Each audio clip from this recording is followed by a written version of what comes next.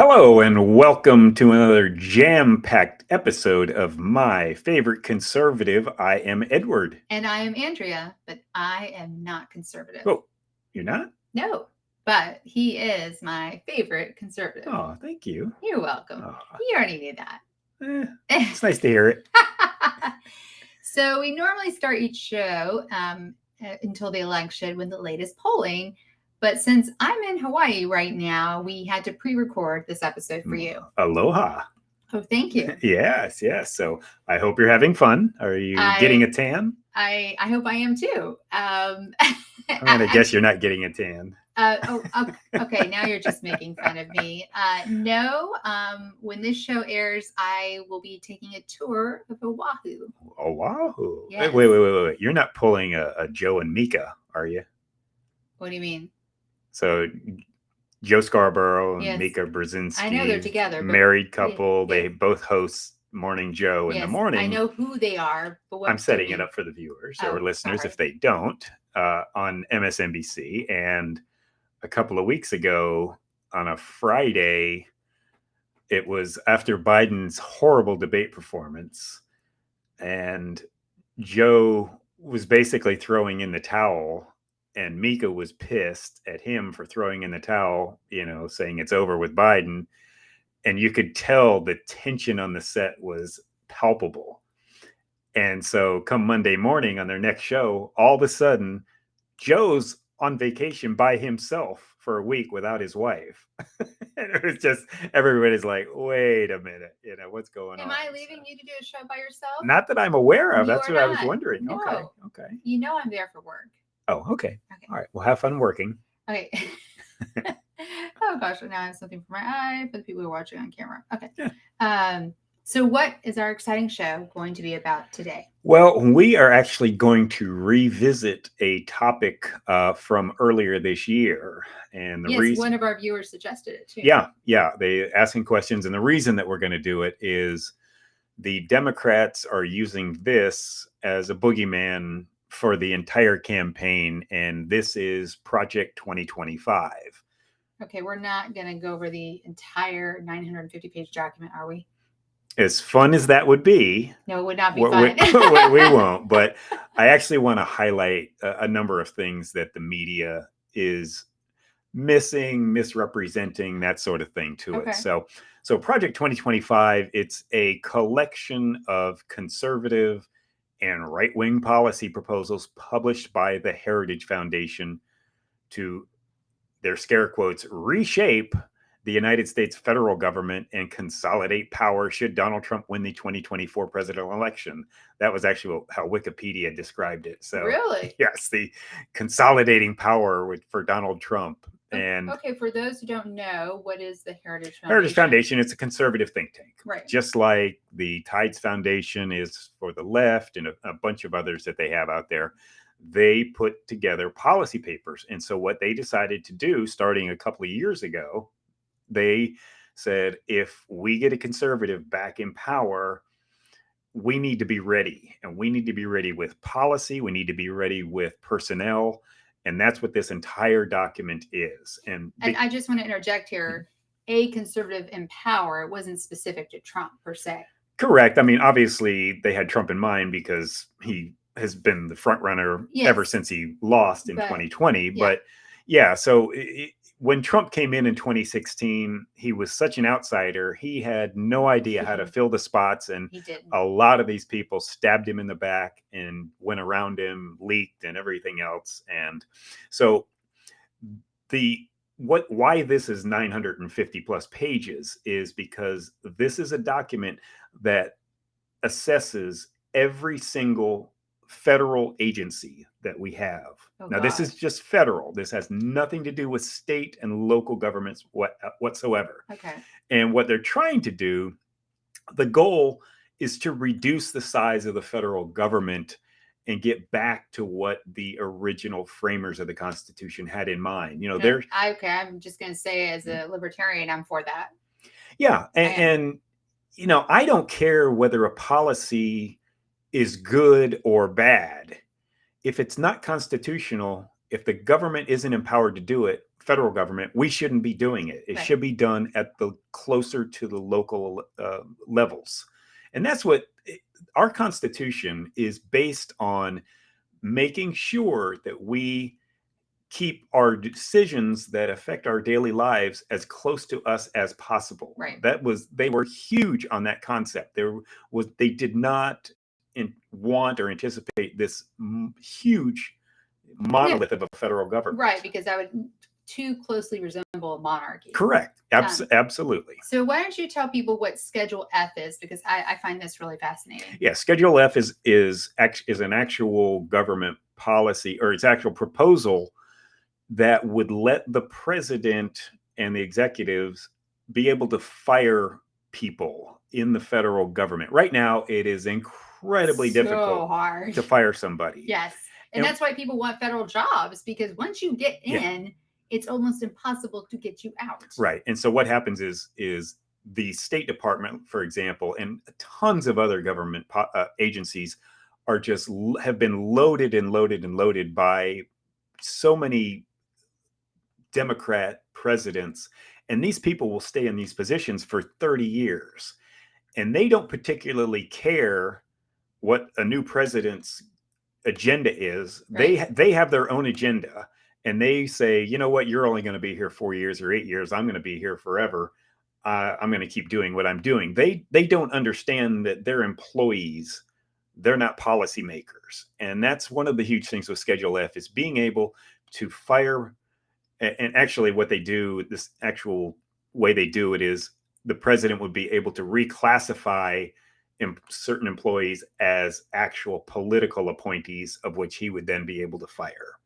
And so wait. So that doesn't get rid of the problem that we can't fire federal employees. Well, it would, because Trump can go into any agency and say, you're acting as a political appointee because you're not carrying out my wishes. But I don't like that, because that reclassification is what gives him permission to fire. You should be able to fire anyone who is not doing the job. This is a way to be able to fire federal employees. That's what that's the very bottom line.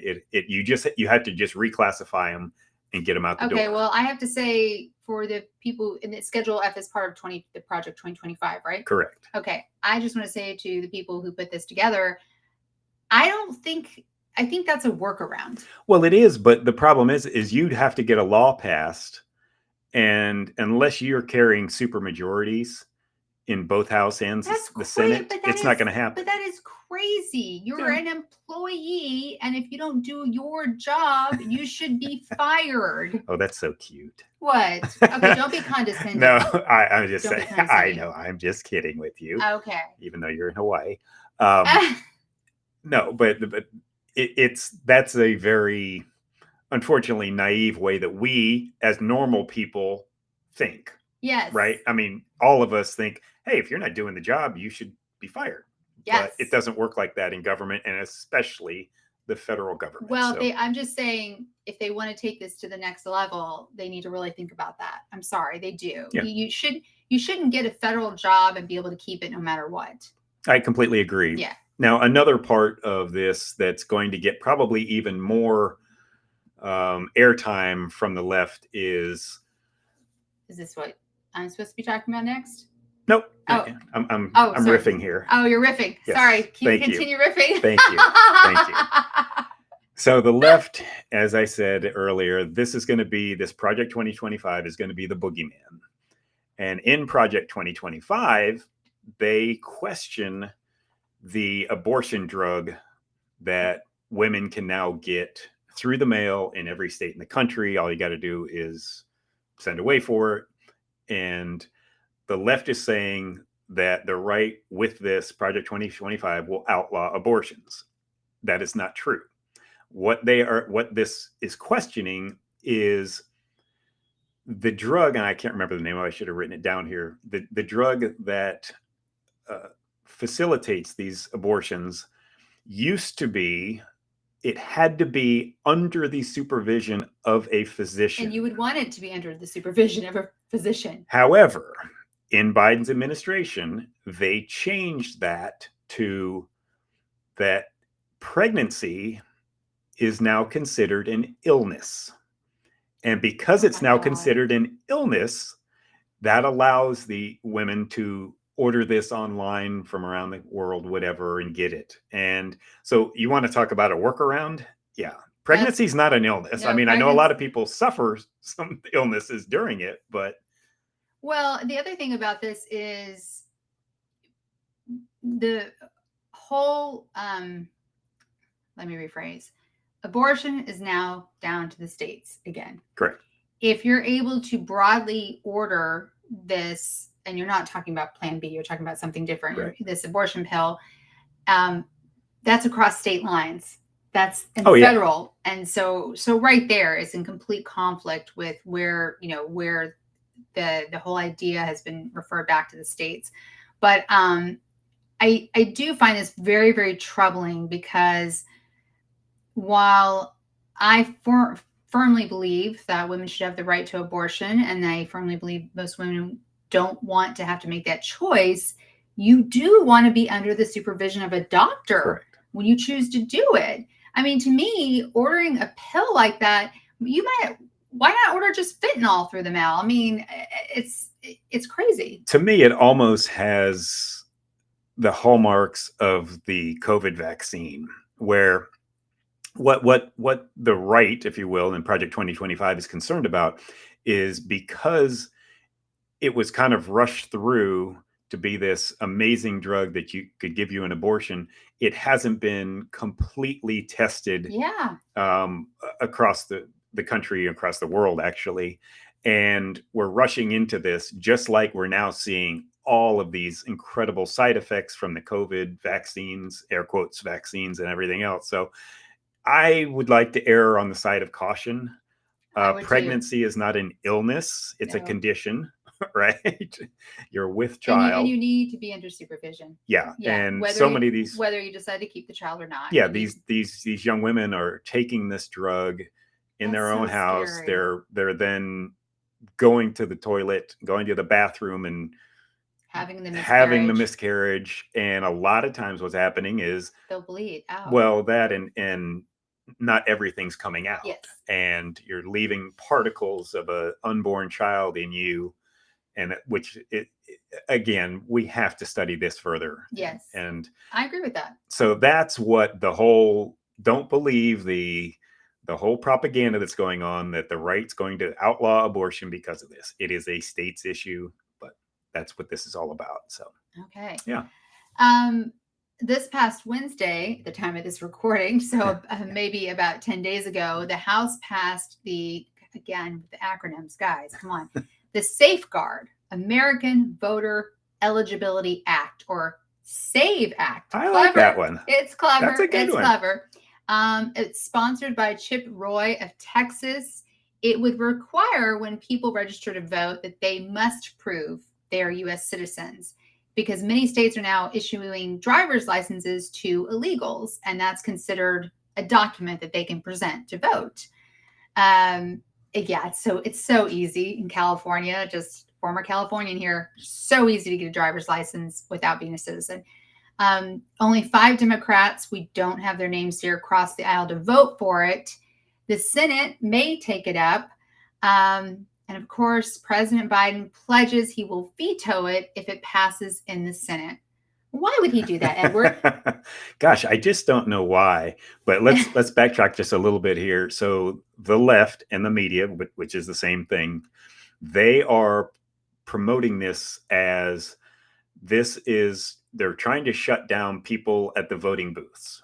That's the end of your voting journey, if you will. This is when you register to vote, you need to prove you're an American citizen. That is not a difficult concept. No, it's not, because only U.S. citizens should be voting. I got a feeling in every other country in the world, oh, absolutely, you actually have to prove that you are a citizen, not just live there, but you are a citizen. Yeah, I can't live in Australia and vote there. They're not gonna let me. You can't vote in Mexico if you wanted to. No. And what always just gets me is the left will always say, well, there's very few incidents of voter fraud. Well, if you don't actually investigate, which they never do, you're It's not true. going to get very many cases. They try to say so many people vote, so many million people voted, and there were only this many cases. Well, yeah, again, if you don't have some safeguards in place where you do full investigations and people get actually fined and sent to jail, you're going to keep getting this over and over and over. So don't get fooled by this is, you got to do ID at the voting booth, which you should anyway. You should have to provide. You should have to provide ID. That you are a citizen. Yeah. Just again, just another way to all the illegals that are coming in now to get them on the voting rolls, and that's what's going to happen. And that's the end goal for the left. So I just want to say to our audience, because several of you have had questions about Project 2025, if you have any more thoughts or questions, go to myfavoriteconservative.show. You can either email us directly, or you can even leave a voicemail for us, and we would be happy to answer those questions either live on the air or perhaps in our locals community, which I will get to momentarily. Okay. All right. So this weekend wins. Yes, we got to win. We got to win. And by the way, when we say this week, it might not have happened this week as we are pre-recording this, but this is definitely a win. It's from Carolyn Jones at calmatters.org. So give us the title, Edward. Headline. Yes. Trump-appointed judges revive lawsuit against LA schools' COVID vaccine mandate. Now, just for the record, calmatters.org is a left-wing publication. So I made sure we didn't go with Fox or whatever, but you can tell in the headlines, Trump-appointed judges immediately. Go ahead. Right. And you wanted me to talk about this. So I used to work for LA Unified, which is school district, right? Yes, LA Unified School District, which was the second largest school district in the country. So here we go with it. Even though Los Angeles Unified dropped its COVID vaccine mandate for school staff almost a year ago, the U.S. Ninth Circuit Court of Appeals ruled on Friday that a lawsuit accusing the district of violating workers' rights can still proceed. The 2-1 ruling by a pair of federal judges, again appointed by former President Donald Trump, revives a case that a lower court had dismissed. It also counters recent rulings by courts, including the Ninth Circuit, that tossed lawsuits challenging expired COVID-19 rules on the grounds that the policies were no longer in effect. This is where it gets a little interesting. The judges in the majority wrote that this case was different because they found LA Unified demonstrated a pattern of withdrawing and reinstating its vaccination policies over the course of the lawsuit. That does not surprise me in the least. The LA Unified School District is it's such a mass of bureaucracy. It's unbelievable. And here's a quote. "No one with any credibility would tell you that the vaccine prevented COVID or stopped the spread," said John Howard, a San Diego attorney who argued the case on behalf of a handful of Los Angeles Unified employees and an Idaho-based group called the Health Freedom Defense Fund that's filed several other COVID vaccine lawsuits. And again, this is from the attorney, John Howard. "But when the hysteria was going on, that's exactly what pharmaceutical companies and others said," Howard said. "It was false." So I think this will be interesting to see. I don't live in California anymore. I haven't worked for LA Unified in, I want to say, like 20 years, maybe not quite 20. But it's messy. It's really messy. It is. Now, this was the 2-1 ruling. So this was when you present a case to the Ninth Circuit or any circuit court, they do a little mini thing of 3 judges. They voted to go ahead and hear the entire case. So now it's going to go to the full. Now, the Ninth Circuit Court of Appeals is the farthest left by a long shot that we have in the entire country. So if this pans out, I hope it does, that all of these companies, organizations, whatever, that fired people on grounds that, about the COVID vaccine, I think they're not going to let them just rely on the defense of, oh, gee, we didn't know kind of thing. Well, I think the key point was they kept withdrawing and then reinstating their vaccination policies, so you don't need a vaccination. No, yes, you do need a vaccination. No, you don't need a vaccination. I mean, that inconsistency right there, might help the people prevail. Yeah. So this was hopefully more than a temporary win, yes. but we hope that continues. It could be a precedent for future cases. Could be. Yeah. Let's hope. All right. We don't have This Week in WTF because we already had it last week when former President Trump was almost assassinated. So we don't have that, but we do have a great This Week in Woke. Yeah, this is from Ann Carnes at the New York Times. May I do the headline? Please, headline. All right, headline. Even if they didn't apply, some students get college admission offers. When Edward brought this up, I thought he was joking. Give it to us, Edward. Let's go to the article. Some high school seniors have already received offers of admission to college for the next academic year, even though they didn't formally apply. Can we just stop right there? Well, I love the word formally. They didn't apply. They didn't apply. Can we just stop right there? Yes. Okay, talk about giving Gen Z a break. You did not even have to apply. The college admission process is expensive and time-consuming and exhausting. And talk about an easy pass. All right, keep going. So continues. Under so-called direct admission programs increasingly being tried by states, colleges and third-party services, seniors in high school who meet, ready for this, minimum academic qualifications are receiving unsolicited notifications of admission. Once they are identified as qualifying candidates, the students can complete an often simplified online application. So I think the thing that really gets me here is the third-party services. Yeah. That's always a big red flag, right? And what are these minimum academic qualifications? What you're going to graduate from high school? You have a 2.0? I mean, what are these minimum qualifications? Now, I do understand that it's kind of like a mailer that goes out, right? Like you get the thing in the credit card stuff in the mail. You may already be qualified for $50,000 line of credit, right? That's for a credit card, not for college.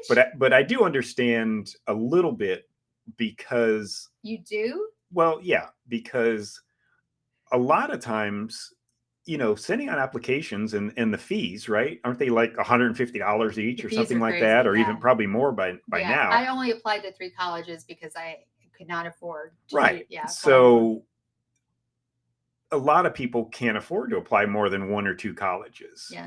It just is not economically feasible for them. So I can understand that they get something that says, "Hey, we love you. We'd like you here." But I'm sorry. No. All right, I'm trying. I know. No. There's a reason it's This Week in Woke. I don't think Harvard sends this out, do they? Yeah. And to me, this just screams of almost predatory lending. Since that's what it does. It's like, oh, you qualify and you can apply. Oh, and here's your tuition. I mean, and I would be very, very well. Yeah, that's actually a good point. Think about it, because so they're out fishing for people. Yes. Right. They're trying to make money. They're bringing them in. Yes. And what are they going to say to these kids? Are going to go, well, I'd love to go, but I really can't afford it. Well, guess what? We have a loan program, a student loan program. Yes. But by the way, you'll probably won't have to repay, right? Wink, wink, nod, nod. Right. So, why should you have to repay it when nobody else does anymore? Yeah. Right. So, it's almost like this circle of sucking people in, getting them hooked on a student loan, and then forgiving the loan later on. All right. So our Gen Zers out there, if you're listening, we don't know how many young people listen to our show, but I think some do, just from the comments we've gotten. Yeah. So if you get one of these unsolicited offers in the mail, throw it away. Actually, better yet, shred it, because it's going to have your name and other identifying information on it. And opt out of these mailings. Okay. Do not just say, oh, yay, college is going to accept me. Let's go. Yeah. Not everybody has to go to college. FYI. No. There are many jobs that we need filled that don't require college. Amen. Training, yes, but not college. All right. Anything else, Edward? Well, I can't wait to have you back. That we'll have a fun time the following week. Yes. Next week, and we'll catch up on everything. See your bronze tan that you're going to bring back. I'm not going to get a tan. You don't tan at all. I don't freaking tan at You all. don't, I yeah. don't. I burn, I peel, that's it. Yeah. Thank you so much for joining us today. And please follow us on all social media. As Edward said, we will be back live next week, Sunday, July 28th at 10 a.m. PST, 1 p.m. EST. And we stream live on YouTube, Rumble, X, Facebook, and LinkedIn. And we really love it when you comment in real time on those channels. If you're listening to the podcast, which always drops the next day, please be sure to rate, review, and subscribe to our podcast wherever you're listening right now. And you can support our show by joining our locals community.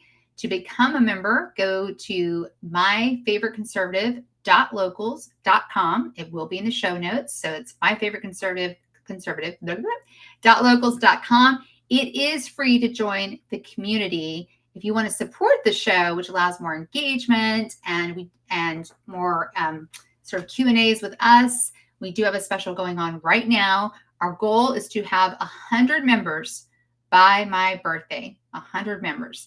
We're getting really close to my birthday, which is August 15th.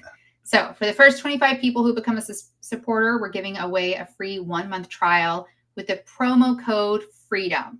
So if you go to myfavoriteconservative.locals.com, join for free. But if you want to support us, get that free trial with the promo code FREEDOM. And with all things, if you want to follow us on social media, you want to email us, you want to leave us a voicemail, go to myfavoriteconservative.show. That is our website, myfavoriteconservative.show. Sweet. Anything else you want to share, Edward? That's it. I want to see you do the hula when you get back. I can't hula. Oh. No. Really? No. Right. I can't even do the hula hoop. Oh, and you know I'm a ballet dancer. I know, and yeah. you know I'm a good Wow. dancer, but Wow. I can't. Sorry. Okay. All right. Aloha.